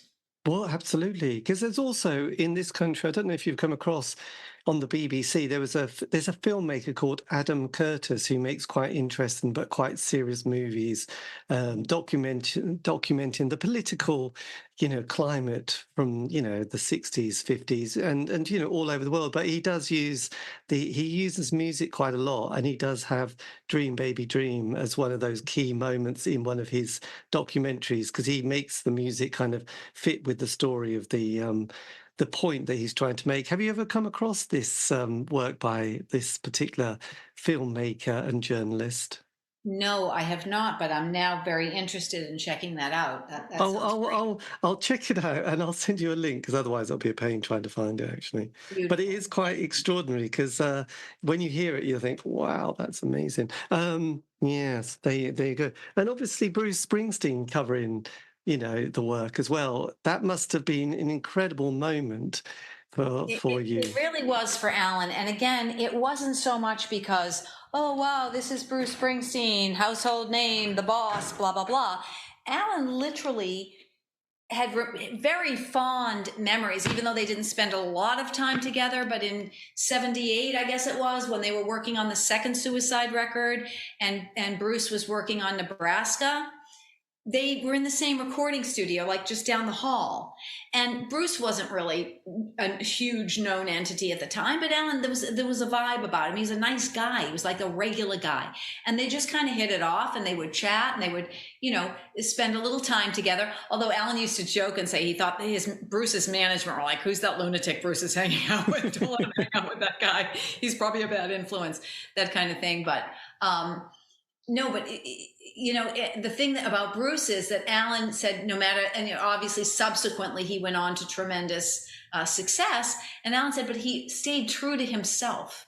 You know what I mean? Like Bruce is exactly what you see and what you hear is what you get. Like he's, you know what I'm saying? So no matter what the fame or whatever. So back in, I guess, during the Devils and Dust tour, he started using Dream Baby Dream as the encore. And it was, really resonated with Bruce. He just loved that song and the messaging of the song. He thought it should be an anthem, which is ironic because Alan used to say, Dream Baby Dream could be like the great American anthem. Bruce literally said the same thing to me. Like that could, it's an anthem. It's a beautiful anthem. So he, how many songs does Bruce Springsteen cover? But that one, was really special to him. And having met Alan and knowing that Alan was like the real deal, like a real genuine person. So yeah, that was really cool. Alan loved it. Bruce asked Jesse Malin, who's a mutual friend, to bring Alan to one of the shows on the Devils and Dust tour. And Alan went there with Jesse, and they went at sound check. And so Bruce is up on stage doing sound check, and Alan and Jesse come in. Bruce jumps off the stage, runs over, big bear hug to Alan, like, hey brother, I miss you, it's so good to see you. And then they have dinner with the crew. So again, Bruce is not like, oh, I'm the big rock star, I have to have dinner in my pride. He's like, he was such a, just as you would expect, they're sitting eating, chowing down with the crew, and Alan is there, and they're talking about their kids, and Bruce signs this thing to Dante, gives him a framed photograph signed to Dante. And then he says to Alan, Alan, if Elvis were alive today, he'd be Alan Vega. And Alan is like thinking to himself, I can die now type thing, But then it gets better because then they go out into their seats and they're waiting for the show to start, and music comes on the PA, in front of, I don't know, 40,000, however many people are in this huge stadium. And Alan turns to Jesse and says, I really like this song. This is really good. And Jesse says, it's your song, Do Jang Prang. And Alan's like, so Alan didn't even recognize his own song, the lead song off the album, Do Jang Prang, Do Jang Prang. And which is interesting because Bruce also, I think it was years later, or maybe not, maybe around the same time, Mojo Magazine interviewed him and asked him, what songs do you listen to? And he listed Do Jang Prang as one of the songs. I was personally so proud because I co-wrote the song. Those really cool keyboard riffs are all me. So anytime I do something on one of Alan's things that I kind of added something that was kind of, whatever, made the song a little bit more unique or whatever, he would give me co-writing credit. So that was one of I was so happy, right? But anyway, so back to Bruce, I know. But yeah, I mean, it wasn't so much, because it's Bruce Springsteen. It was because of that personal connection. But having said that, it was nice because it really did bring much more awareness to the song. And the song has been used, and we licensed that song, sync licenses. It could be a no budget $50, student film project to, Marc Jacobs perfume commercial to, what, you know what I'm saying? Like, I love the fact that it's been used in so many different contexts because it is a universal. Yes. The feelings. And I think that's the point that Alan believed and that I believe about his music and his lyrics and his art and everything else, that he's somehow tapping into the collective unconscious. He's tapping into real universal human feelings. And that's why I also shared that feeling. That's why I love doing the book. It's like I want people to be more aware of who he was as a human being and as a creative being, and hope that inspires others to free themselves up to create. I mean, that's what I feel like I'm doing now. I'm not a 20 something, and yet I'm doing my music and loving it and not worrying, like, where is this going to fit in? And, how many Spotify listeners do I have? Yes. Or any of this stuff. Although there's nothing wrong with that. That would be good. Again, because I would love to be able to go out and tour and do more. I'm going to continue. Thank goodness I've got an amazingly supportive record label, and that's a great thing, because I definitely want to continue. That's amazing. Yeah. That is just amazing. Well, it's interesting because that the Bruce Springsteen album, High Hopes, which Yes. is also features. Well, it's interesting because it's got Dream Baby Dream, but the first song is High Hopes, which was written by Tim Scott McConnell, who was in a band in America called the Rock. Oh no, they were British, but they'd gone to New York with it was called the Rockettes with Smutty Smith, who were a rockabilly band, who were very kind of it, but they never quite got the big single. And then you had the Stray Cats, which obviously became huge. But then Tim went on to a solo career, and it's still working. So, and he's also got another track, Just Like Firewood, by Chris Bailey, who was in the Saints. So it's interesting. There was 3 fantastic covers on one album, but I don't think Bruce has done a lot of covers, has he, in his life? He has not. So when he does it, it's really got to be something that, for some reason, it really resonates with him in some kind of special way. That's just my thinking on it, because absolutely. he really doesn't make a habit of doing that. But I think he's not afraid to do something that's very obscure, where his, people or his management might be saying, why are you covering this unknown, thing? He's true to himself that way. If it's something that really touches him, he does it. And I love what he said about, like, he wanted to do Dream Baby Dream, like almost like he's channeling Roy Orbison, because Alan would have loved hearing that, because Alan loved Roy Orbison. So it's kind of a full circle moment there. Yes. And what was it? I mean, when he, in his latter part, when he suffers a stroke, had he started having health issues, or was that something that happened which was an absolute shock for everybody? Well, it wasn't a shock, because when he was about 60, he'd been diagnosed with high blood pressure. So he was taking high blood pressure medication, and he had smoked for many, many years. When I first met him, he was smoking a pack of unfiltered Lucky Strikes a day. And I'm a little bit of a health, I'm an athlete. So I definitely was like, this is not, I played varsity soccer for 4 years in college. I've been boxing for 20 years. I still coach women's boxing. I managed professional fighters for about 7 years. I stopped during COVID, because I started doing more and more music, and I just didn't have time. Yes. So, and Alan also was very athletic and had tremendous respect for professional athletes, all athletes, but the elite athletes he felt were true artists. And, I'm from Boston. My family's really into sports. So even though he was like, 20 years older than me, and this, people might think sex and drugs and rock. I'm a 20 something working on Wall Street, and I'm with this guy who's like, sex and drugs and rock and roll. They adored Alan because, again, he was very grounded. He had great values. He was an amazing person, but he loved sport. He had an encyclopedic knowledge of sports. And so that was, that was a big thing. I'm sorry, I lost my train. So on the blood, so he had got high blood pressure. So he had started taking, right. And you mentioned smoking, and he'd obviously been sorting himself out.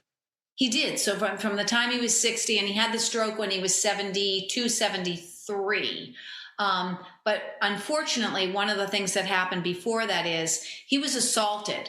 And there's a song on the album, called Prophecy. It's like, I get knocked down, but I'll get up, I will survive. So fuck you, killers. While he was walking home, he would go, after the recording studio, he would go to the pub. I'd go home and go to sleep.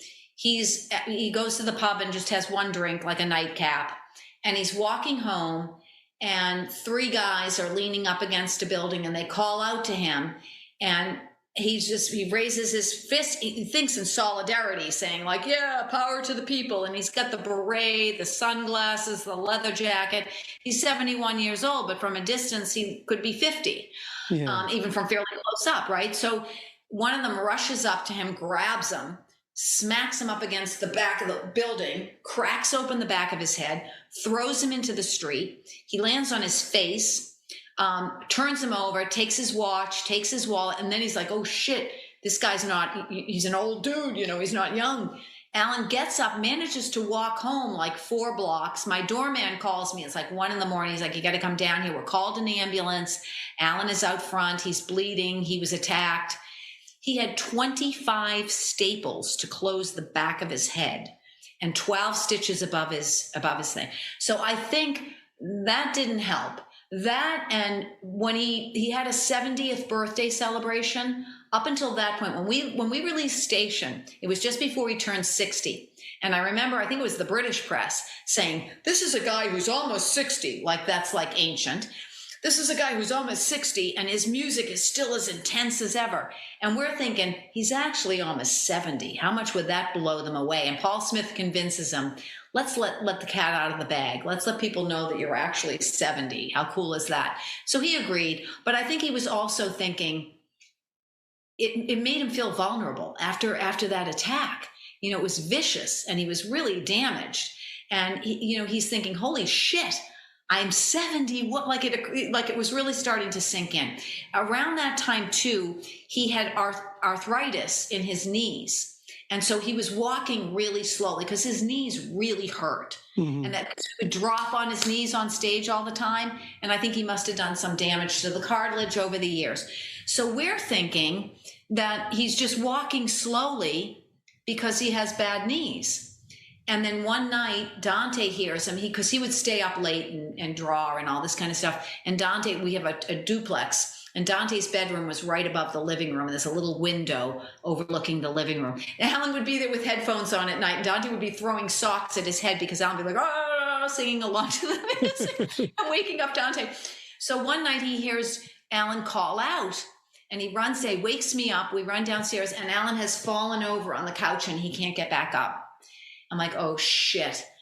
So I call an ambulance. We thought, it's a stroke. Well, he had a stroke and a heart attack. And then he was diagnosed with congestive heart failure. His carotid, and this is 2012, he lived another 4 years. His carotid arteries were like 90-something% blocked with plaque. Every artery in his body was so blocked, because they did that thing where they snake everything and they, right? And he was in the hospital for like 3 weeks. And they did all these tests. And they said, if we don't try to get a stent in that one big artery, fortunately, it was a main artery, he's going to die. He's going to die, and he might live a few months. But if they go in and they nick that artery, it could bleed out, and then, he die on the table. So I kind of rolled the dice. I had his yes. Health proxy. I'm kind of like, oh, don't worry, Alan. It's Dr. Wong does this all the time. It's easy, da-da-da. I'm thinking, because I'm like, there's no way, because he might have freaked out if I told him, you could die on the table. I said, oh yeah, it's an easy procedure. So he did that, and that really bought him another 4 years. But what started happening is toward the last year or so of his life, he kept falling. And he fell in the street. He broke his finger. He had bruises all over his face. He'd fall in the house. He was tripping. He just was unstable. And he did start using a cane. He was using a cane. In fact, when you see him on stage, those last shows, he was, he was having a hard time walking. But ultimately what happened is he fell and he broke his hip. And, the surgery went well, but it was the rehab. It was really hard for him to get up and walk, and they wouldn't let him out of rehab until he could walk on his own, and come home. Yeah. And it was too much. It was too much of a strain on his heart. Like one night his heart stopped when he was sleeping. Blimey. So it was tough. It was like 8 weeks. I was there every day, because I'm really into fitness. So I was helping his team with them, and, because he trusted me more than he trusted anyone else. So I was like right there working alongside him, and he really wanted to come home. And he used to say, I'd say, Allie, you gotta get up, you gotta walk, because Dante and I really miss you at home. And he'd be like, I want to come home, but one never knows. That's why my second album is One Never Knows. One never knows. God, yeah, no. We don't know how much time we have. We don't know our expiration date. No, we got to make it all count. This is good, but you do keep like you. I'm obsessed with fitness and health, so you daren't stop because you think, my God, when you're in your 20s you can stop and then start, but when you get to a certain age you think just keep going, just don't pause that. And, my mother's 92 and she never stops, and it's so true. And if you don't use it, you lose it. It sounds so cliche, but it's so true. It's so much easier to maintain than to try to get it back if you let it lapse. yes, and one thing I've noticed is that when you get to a certain age, if you go to hospital, I haven't, but some people have, they just lose their muscle in like weeks. I mean, it's really scary. It's like, my God, you've got no muscle. You can't say that to them, but it's like, you just got skin hanging off a bone here. And This is exactly what happens. And what happened to him is the surgery went really well, but then he picked up and this also happens to elderly people in the hospital. He picked up some crazy infection. They couldn't figure out what it was, so they couldn't send him to rehab until he got over the infection.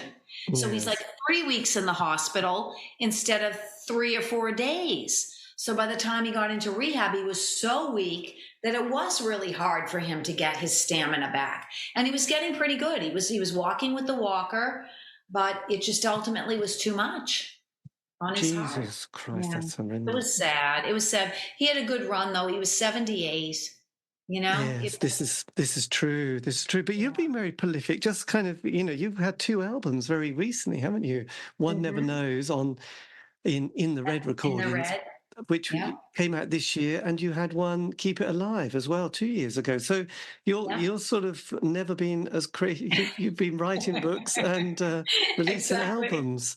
That's incredible. And I started a women's sparring club because after COVID, I really just started focusing only on stuff that I want to be doing. So I'm only doing creative music and, helping to build Alan's legacy. I also co-produced Insurrection, the Alan Vega album that came out on In the Red. We've got another project coming out, another Alan Vega project, or 2 or 3 music coming out in the next year. Spoiler alert. But yes. So it's been pretty much nonstop.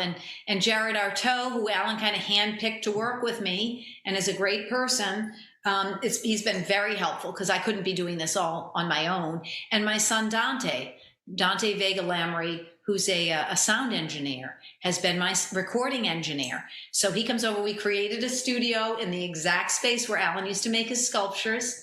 And Dante pops over. He doesn't live with me anymore, but he lives nearby.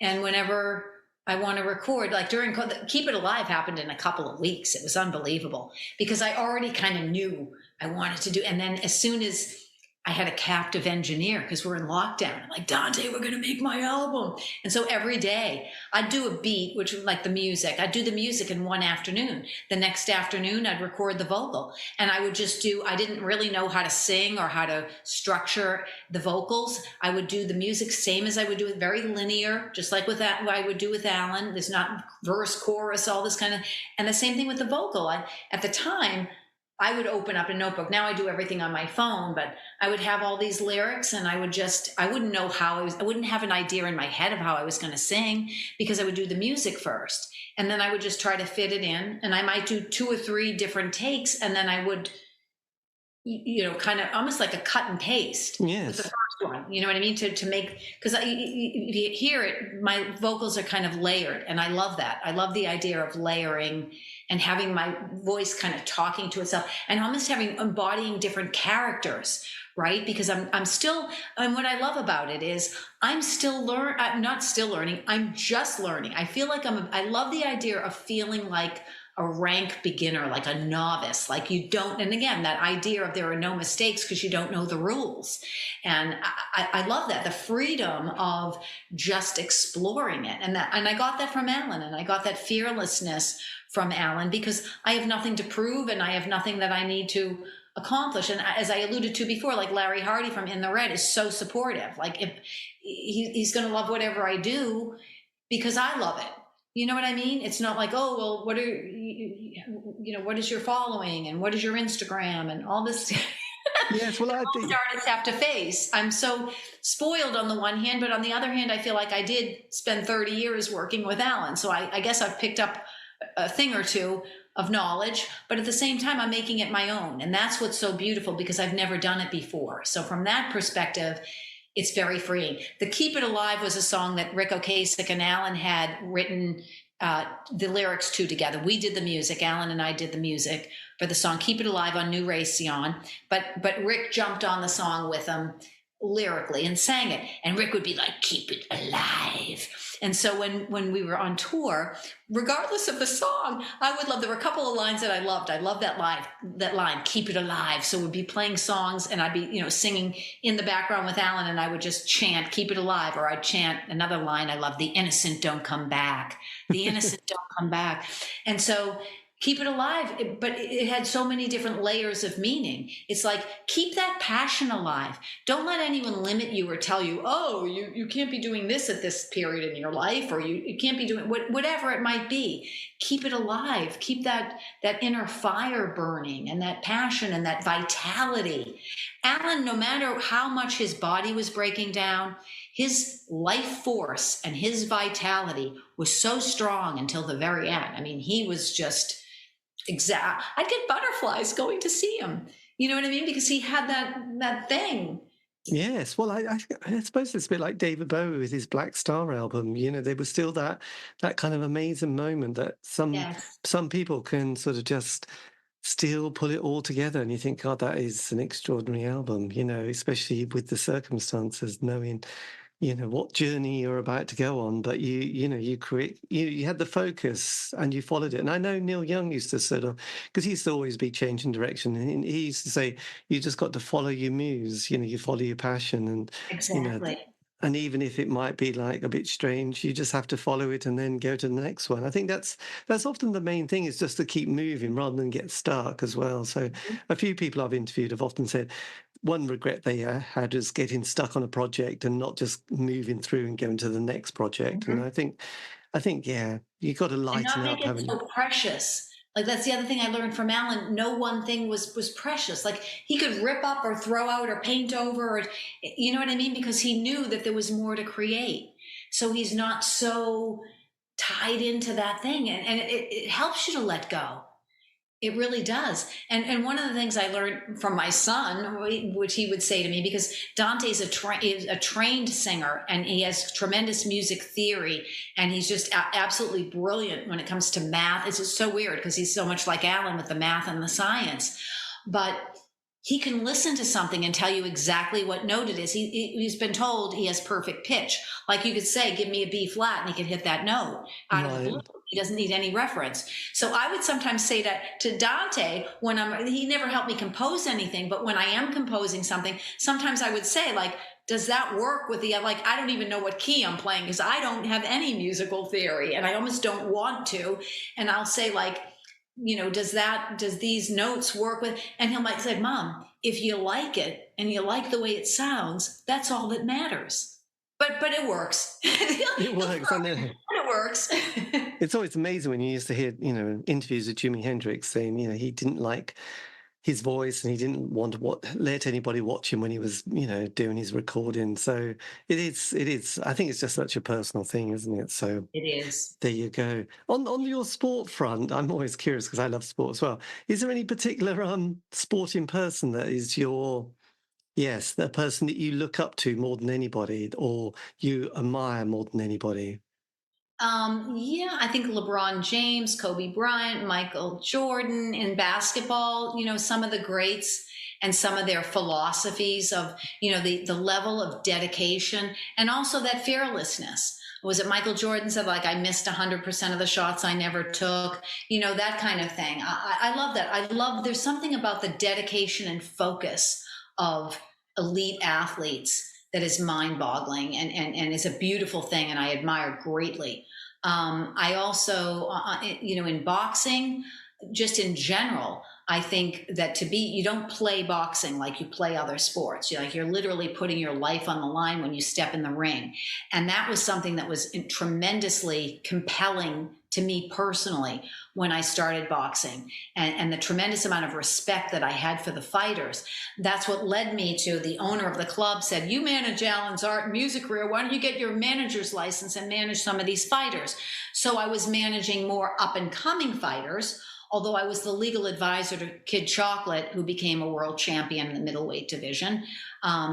So, I have had some experience with more established fighters, but in terms of, there's so many great fighters out there now that traditionally Rocky Marciano, my dad was also a lawyer, and he represented Rocky Marciano in his contract dispute with his first manager, got him out of that contract, which allowed him to sign with a New York-based manager who started getting him into the big fights, and the rest is history because he became Rocky Marciano, which he might not have had those opportunities if he had stayed in Brockton, Mass, with the local manager who had no contacts. But yeah, just again, it's hard to just name check any particular ones, but I love all sports. There you go. Yeah. Yes. Have you been enjoying the Olympics? I have been. Yeah, I've been watching a fair amount of it because I'm here with my mom and my stepdad. And so, and then I'm going to go to my place. I have a place in St. Augustine at the beach where I wrote a lot of the book because it's a nice retreat from the city.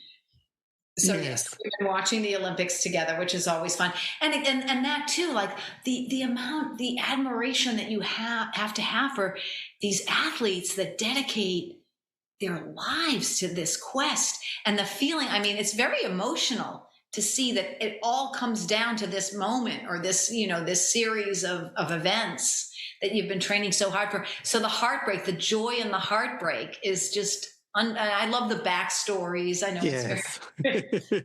Yes, I do too. Yes, I've watched a few where you just gone, oh my God, they've done brilliant in the heats. They've done fantastic for all their life. And then they get a bad start and it's like, oh my God, they came seventh. They just came seventh and that's like done. Yeah, that's it.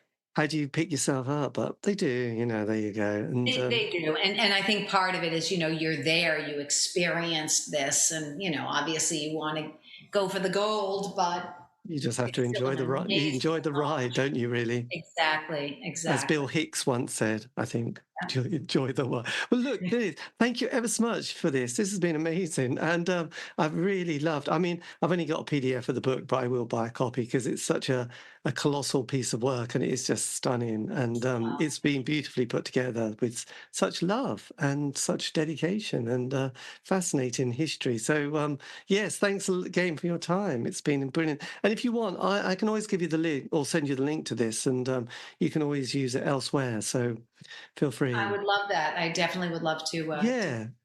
Well, look, thank you again and I hope you have a lovely day. And I'll send you a link to that BBC documentary by Adam Curtis that uses Dream Baby Dream. I'll try and do that now, actually. But look, have a lovely day and thanks for your time. It's been amazing. Thank you so much. Take care. You too. Bye-bye. Listener, as you gather, is the end of the interview. I know, I love those bits, actually. They always make me smile, so I leave them in. Massive thank you to Liz for giving me the time for that. The book, which is just written, is coming out on Backbeat Books. Infinite Dreams, The Life of Alan Vega, and that's got a foreword by Bruce Springsteen, written with Laura Davis Channing. Do check it out. It's an amazing piece of work and essential, really, for everybody to read and at least own one copy. This has been the C86 Show, David Eastaugh. So if you want to contact me, you can on Facebook, Twitter, Instagram, just do C86 Show. And all these interviews have been archived. Aren't you lucky? You can find those on Spotify, iTunes, Podbean. It's true. Anyway, have a great week. Stay safe.